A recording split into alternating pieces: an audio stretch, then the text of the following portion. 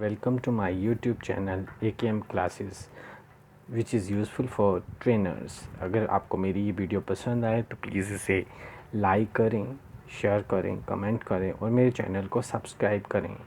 आज हम qualification pack trainers के अंदर जो हमने स्टार्ट किया था national occupational standard that is to demonstrate skills on the job और in a simulated work environment के अंदर हमने ऑलरेडी 2 एलिमेंट्स कर लिए थे। तीसरा एलिमेंट्स आज हम करेंगे दैट इज़ कंडक्ट डेमोस्ट्रेशन। सो किस तरह से हम डेमोस्ट्रेशन को कंडक्ट करेंगे, एलिमेंट 3 आज हम करेंगे। अगर आपको एलिमेंट 1 और 2 के बारे में जानकारी लेनी है तो नीचे डिस्क्रिप्शन बॉक्स में इसके लिंक हैं। सो एलिमेंट 1 जो हमने किया था कि identify audience for demonstration, element 2 किया था हमने prepare for the demonstration and element 3 है कंडक्ट डेमोन्स्ट्रेशन। और टोटल जो एलिमेंट थे इस नोस के अंदर that is element 4 that is undertake post demonstration activity जो हम इसके बाद करेंगे।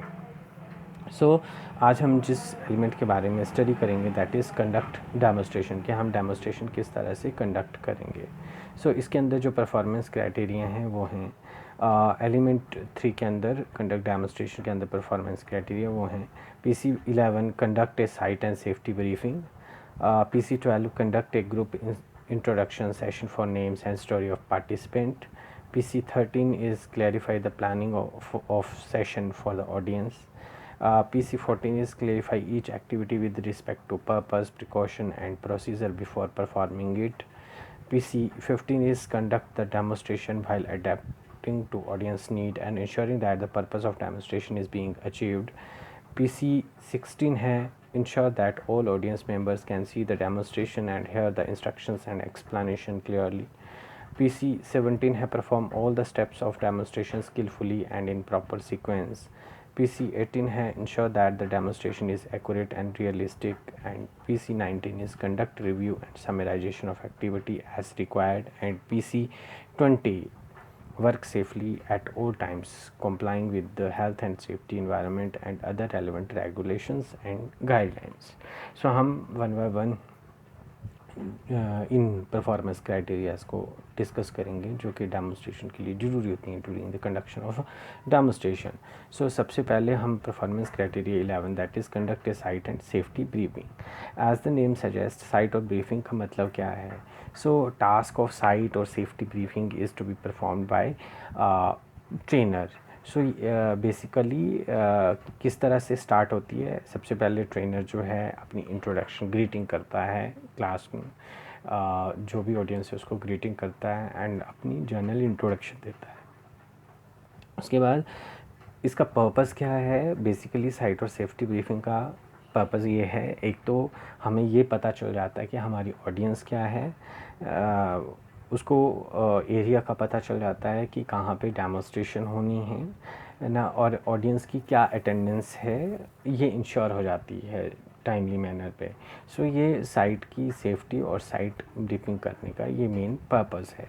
इसके अलावा अदर इम्पॉर्टेंस में दूसरा ये है कि अगर साइट और सेफ्टी की ब्रीफिंग प्रॉपर वे से हो तो जो अटेंडी होता है, जो ऑडियंस है, उसकी जो फुल कंसंट्रेशन रहती है ट्रेनिंग पे, वो इंश्योर कर सकता है कि हाँ मुझे किस तरह से यहाँ पे बिहेवियर मेरा कैसा रहेगा, मुझे किस तरह से सीखना है, कहाँ पे सेफ्टी और हेल्थ इश्यूज़ क्रिएट हो सकते हैं उसके बारे में नॉलेज हो जाती है।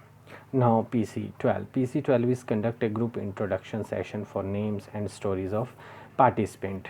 जैसे से पता चल रहा है परफॉर्मेंस क्राइटेरिया से, इसमें क्या है, पार्टिसिपेंट्स की जो है वो आपको इंट्रोडक्शन लेनी है पार्टिसिपेंट्स की, चाहे वो बाय नेम जो है लें या कोई अदर एक्टिविटीज़ के थ्रू या इंटरेस्टिंग मेथड्स के थ्रू हम ले सकते हैं। You may take the introduction of audience formally मतलब बुलाया, वन बाय वन नाम लिया और उनसे इंट्रोडक्शन ले ली, और सम इंटरेस्टिंग मेथड्स भी अवेलेबल हैं आइस ब्रेकर सेशंस के थ्रू, आप इंट्रोडक्शन ले सकते हैं, ग्रुप में स्टोरीज़ के थ्रू, ग्रुप स्टोरीज़ के थ्रू आप जो हैं वो कंडक्ट कर सकते हैं इंट्रोडक्शन को। और ये सारा जो है डिपेंड करता है कि आपका सेशन का टाइमिंग क्या है, किस हिसाब से सेशन डिज़ाइन किया गया है। Now PC13 is clarify the planning of session for audience. So यहाँ पे ऑडियंस को प्लानिंग बतानी है सेशन की। तो जब भी हम प्लानिंग की बात करते हैं तो हमने सेशन प्लान के टाइम पे प्लानिंग किए थे, वही चीज़ें उनमें से कुछ कट शॉर्ट करके हमें चीज़ें जो हैं ऑडियंस को भी बतानी हैं, ताकि ऑडियंस को थोड़ा आइडिया लग जाए कि हमारे ट्रेनिंग सेशन में क्या होने वाला है।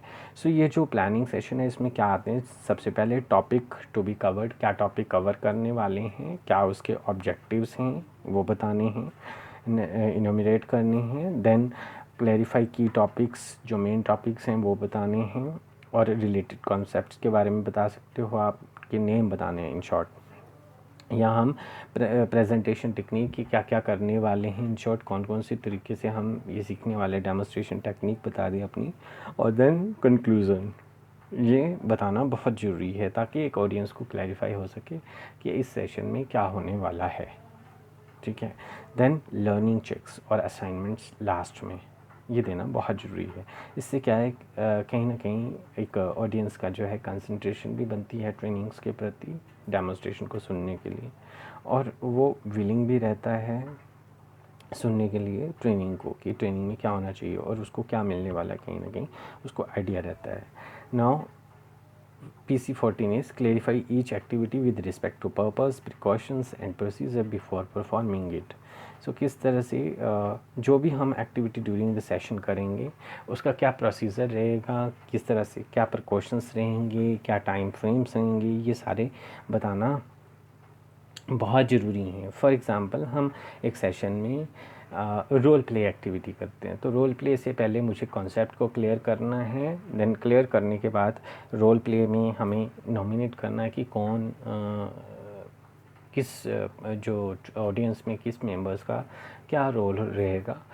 ग्रुप नॉमिनेट करने हैं, उनको रोल असाइन करने हैं, रोल असाइन करने के बाद सिचुएशंस देनी है, सिचुएशंस के अकॉर्डिंग, कॉन्सेप्ट के अकॉर्डिंग जो केस स्टडी है वो क्लेरिफाई करनी है, और टाइम लाइन देनी है कि इतने टाइम लिमिट में आपको ये कवर अप करना है, और क्या सेफ्टी और हेल्थ के नॉर्म्स हैं उनको याद रखना है। इन चीज़ों के बारे में हमें बताएंगे। तो हर एक्टिविटीज़ में ये चीज़ बताना बहुत ज़रूरी है। Now, PC15 conduct the demonstration while adapting to audience need and ensuring that the purpose of demonstration is being achieved. So यहाँ पे क्या बोल रहा है कि present the demonstration while keeping in the mind the need of the audience। जब भी आपने demonstration देनी है, because हमने introduction session में कहीं ना कहीं फुली आइडिया लगा लिया कि हमारी audience किस तरह की है, तो उनको माइंड में ध्यान में रखते, उनकी नीड को ध्यान में रखते हुए हमें demonstration स्टार्ट करनी है। Then ensure the purpose of demo, और किस तरह से हम इंश्योर कर सकते हैं इसको डेमोन्स्ट्रेशन को, कि हम उनसे क्वेश्चन कुछ देर के बाद, जैसे टॉपिक या कॉन्सेप्ट कवर अप हो जाते, कुछ देर के बाद कोई क्वेश्चंस या रिलेटेड क्वेश्चन आंसर पूछ सकते हैं, या समराइज़ करवा सकते हैं। कोई एक्टिविटी हमने कंडक्ट की है, पार्टिसिपेंट से समराइज़ करवा सकते हैं, ताकि हम इंश्योर कर सकें कि जो हम जिस ऑब्जेक्टिव से हम ये डेमोन्स्ट्रेशन दे रहे हैं वो उसका पर्पज़ जो है फुलफ़िल हो रहा है। Now the PC16 ensure that all audience members can see the demonstration and hear the instructions and explanation clearly. So for demonstration one must be, अच्छी डेमोन्स्ट्रेशन के लिए वन मस्ट बी कॉन्फिडेंट होना चाहिए, mastery होनी चाहिए subject पे, और audience के साथ अच्छा आई कांटेक्ट मेंटेन होना चाहिए। So to ensure that audience should see and hear the instruction and demo clearly, the demonstration should make the content interesting by adding activities which have audience involvement, और either the content should be unique, या तो content बहुत जो content आप study करवाने वो बहुत ही unique होना चाहिए। अगर जैसे बहुत कॉमन है तो उसमें ऐसी चीज़ लेके आओ आप जो सीखने में मज़ा आए और इंटरेस्टिंग भी हो, वो कॉन्सेप्ट को लेकर चलो। या जो डेमोन्स्ट्रेशन है वो जो है ऐसी एक्टिविटी को ऐड करे जिससे वो इंटरेक्टिव सेशन बने, और जो ऑडियंस है वो कोई ना कोई ऑब्जेक्टिव्स को ज़रूर सीखे। सो इंश्योर करना है कि ये डेमोन्स्ट्रेशंस आपकी जो वॉइस क्लैरिटी है वो होनी चाहिए, बहुत ज़रूरी है। आपकी आवाज़ जो है बिल्कुल लो नहीं होनी चाहिए, सभी को सुनाई देनी चाहिए। और ये भी इंश्योर करना है कि जो चेयर्स पे जो हमारी ऑडियंस बैठी हैं सभी को मेरी प्रेजेंटेशन या रिलेटेड जो भी हम डेमोन्स्ट्रेशन है वो दिखाई दे रही है। Now PC17. PC17 is perform all the steps of demonstration skillfully and in a proper sequence. So जब भी हम demonstration की बात करते हैं अगर कोई भी चीज़ प्रॉपर कंसिस्टेंसी से परफॉर्म की जाती है, प्रॉपर वे में सीक्वेंशियल स्टेप में फॉलो की जाती है तो डेमोन्स्ट्रेशन डेफिनेटली इफ़ेक्टिव होती है। कभी भी हम ऐसे तो नहीं है कि जेड जो है वो ABC सिखाने जा रहे हैं तो जेड उसमें पहले सिखाएंगे और ABC बाद में। सो फर्स्ट जो है हम ए ही सिखाते हैं, देन बी, फिर C and so on to up to Z सिखाया जाता है। सो इसी तरह से एक डेमोन्स्ट्रेशन में भी स्टेप बाय स्टेप ही होनी चाहिए, सिक्वेंशियल, प्रॉपर सिक्वेंशियल वे में होनी चाहिए। सो जो स्टेप्स डेमो के इंक्लूड किए जाते हैं वो हैं पहले इंट्रोडक्शन, देन टॉपिक की इंट्रोडक्शन के बाद उसके बारे में detail discussion, then performance of activities होती हैं अंडर सुपरविज़न, ट्रेनर के सुपरविज़न में होंगी, देन evaluation process होगी। Now PC18 is ensure that the demonstration is accurate and realistic. So ensure करना है कि जो आपकी डेमोन्स्ट्रेशन है वो बिल्कुल आप जो भी पढ़ा रहे हैं, जो भी आप डेमोन्स्ट्रेट कर रहे हैं वो बिल्कुल सही हो, कोई भी उसमें फॉल्स कॉन्सेप्ट ना हो और रियलिस्टिक हो।